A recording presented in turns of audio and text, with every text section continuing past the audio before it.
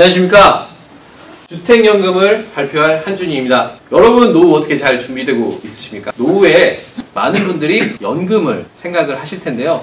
저희가 노후를 준비한 연금은 이렇게 5가지가 있습니다. 이 국민연금 같은 경우는 국가가 운영하는 공적연금이고요. 개인이 가입해가지고 노후를 대비하는 개인연금도 있고요. 그리고 회사가 지급해야 될 퇴직금을 금융기관에 맡겨서 퇴직연금도 준비되어 있고요. 65세 이상인데 좀 생활이 많이 어려우신 분들을 준비된 이런 기초연금이 있습니다. 그리고 오늘의 주제인 바로 주택연금이 되어 있고요. 그러니까 주택연금 같은 경우는 거주할 목적으로 가지고 있는 주택을 가진 고령자가 이제 일정한 수입이 없어가지고 안정적인 생활이 힘들 때 그 주택을 담보로 해가지고 연금을 받는 제도를 말하는데요. 주택연금 신청 방법은 가입자가 한국주택금융공사에 보증을 신청합니다. 그러면 담당 기관이 보증을 심사해가지고 보증서를 금융기관에 발급하게 되고 금융기관은 바로 가입자에게 연금식으로 대출을 해주는 것이죠. 그런데 이거는 아무나 가입할 수 있는 게 아니라 주택연금의 자격이 있어요. 연령은 만 60세 이상이 되어야 하고 또 조건 같은 경우는 부부가 합산해서 9억 이하의 주택에 가능합니다. 다주택자들이 있잖아요. 그런 분들도 합산 금액이 9억 이하면 가능하고요. 9억 초과가 될 시에는 3년 이내에 9억 이하로 만들면 가능하겠습니다. 대상 주택은 거의 모든 주택이 가능한데요. 상가 같은 경우는 주택의 면적이 이제 전체 면적의 절반 이상이어야 되며 그리고 세입자가 있을 수 있잖아요. 보증금과 전세 계약은 가입이 힘들고요. 순수 월세 계약으로는 가입이 가능합니다. 또 이용 현황 같은 경우는 평균 연령은 72세, 대략적으로 한 7만 명 정도 가입이 된 상태고요. 3억 원어치의 주택을 담보로 하여서 월 평균적으로 한 100만 원 정도 받고 있다고 보시면 되겠습니다. 이 그래프를 보시다시피 점차적으로 이용 수는 증가하고 있다고 보시면 되겠습니다. 지급 방식은 크게 2가지만 생각하시면 됩니다. 첫 번째는 내가 평생도록 받느냐 아니면 기간을 정해서 받느냐. 두 번째는 인출 한도나 대출 한도를 설정해가지고 갑자기 목돈이 필요할 때를 대비해서 설정을 해놓느냐. 이 2가지로 총 4가지 방식으로 분류가 되고요. 우대 방식 같은 경우는 초연금 받으시는 분들에게 조금 금액을 우대해서 주는 방식입니다. 그리고 지급 유형에 따라서도 2가지만 생각하시면 되는데요. 하나는 내가 그냥 정액형으로 평생 동안 계속 꾸준하게 같은 돈을 받느냐 아니면 금액을 변경해서 받느냐인데 이 전후 후박형 같은 경우는 약 10년간 정도는 정액형보다 많이 받게 되지만 11년 차부터는 70% 수준만 받는 방식입니다. 그리고 정률 증가형, 감소형이 있는데요. 12개월마다 3%씩 증가 또는 감소해서 받는 방식인데 현재는 가입이 안 되는 상태입니다.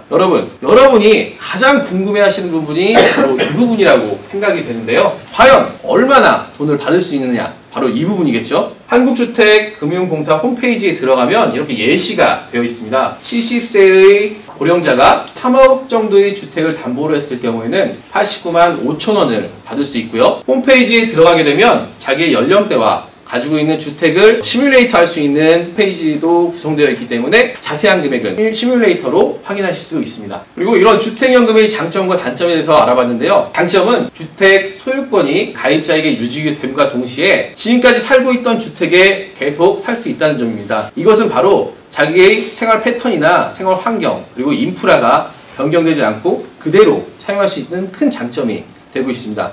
그리고 국가가 지급을 보증하기 때문에 중단될 위험이 없이 원하면 평생 동안 지급이 가능하고요. 그리고 부부 한 명이 죽더라도 연금의 금액은 깎이지 않습니다. 부부 2명이 이제 사망하게 되면 그 담보된 주택이 경매에 넘어가게 되는데 경매에서 처분되는 금액이 연금으로 받은 금액보다 더 클 경우가 발생합니다. 그럼 그 차익 부분을 상속자에게 그대로 드리고 있고요. 만약에 연금 금액이 더 크다 하더라도 상속인에게는 부담을 지우지 않고 있습니다. 그리고 저당권 설정 시에 여러 가지 세제 혜택도 주고 있습니다. 하지만 이런 주택연금도 단점이 존재하는데요. 집값이 많이 오르면 문제가 됩니다. 이거를 판매할 수가 없는데요. 판매를 하고자 한다면 연금을 중단하고 지금까지 받았던 연금을 상환을 한 후에 주택을 판매할 수가 있습니다. 그리고 판매한 주택 같은 경우는 3년 동안 다시 재가입이 불가능합니다. 그리고 무엇보다도 이 집값이 올라도 수령액의 변화가 없고요. 물가상승률을 반영하지 않았기 때문에 지금 100만 원을 받는다고 해도 10년 후, 20년 후, 30년 후에 100만 원 그대로 받기 때문에 가치 차이가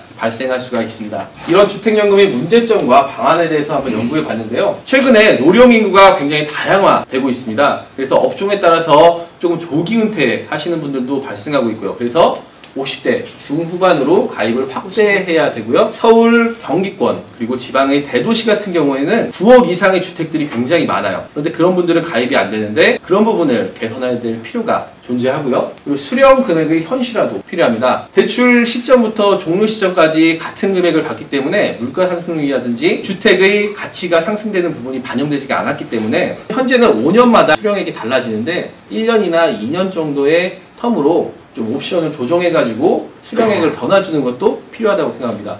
그리고 마지막으로 이제 이렇게 가입하시는 분들이 대부분 고령의 나이이기 때문에 거동이 또 불편할 수가 있어요. 그래서 최대한 다양한 은행에서 취급을 해가지고 그런 분들이 쉽게 빠르게 접할 수 있게 해야 되며 인터넷이나 전화로 접수를 하면 담당자가 직접 방문해가지고 서비스를 도와주는 것도 생각해 볼 필요가 있습니다. 그런데 이러한 문제점과 방안들을 넘어가는 게 아니라 지금 개정안에 발의가 되는 중이었고요.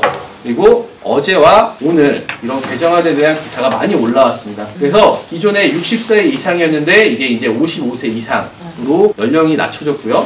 구입할 수 있는 금액의 9억이라고 기준이었는데 공시지가로 9억 정도 되고 있습니다. 계산을 해보면 한 13억 정도의 주택도 가입할 수 있는 상태라고 보시면 되겠습니다. 하지만 그 9억을 초과하는 주택이어도 연금 수령액 같은 경우는 9억과 동일하다는 사실을 잊지 말아야 되고요. 다만 이제 경매로 처분했을 때 남은 부분이 많이 생기겠죠. 그래서 상속인에게 더 많이 줄 수 있다는 장점이 있습니다. 주택 요건도 예전보다 좀 더 많이 확대된 상태고요. 수령 금액 역시 이렇게 확대되고 있는 상태라고 보시면 되겠습니다. 그래서 이렇게 주택연금 수혜자를 늘리면 나이가 드신 분들 같은 경우는 좀 더 혜택을 많이 받게 돼서 안락하고 편안한 생활을 할 수 있게 되겠고 경제적으로도 활력이 돼서 많은 경제적인 창출이 있을 거라고 생각이 됩니다. 제가 준비한 내용은 여기까지입니다. 감사합니다.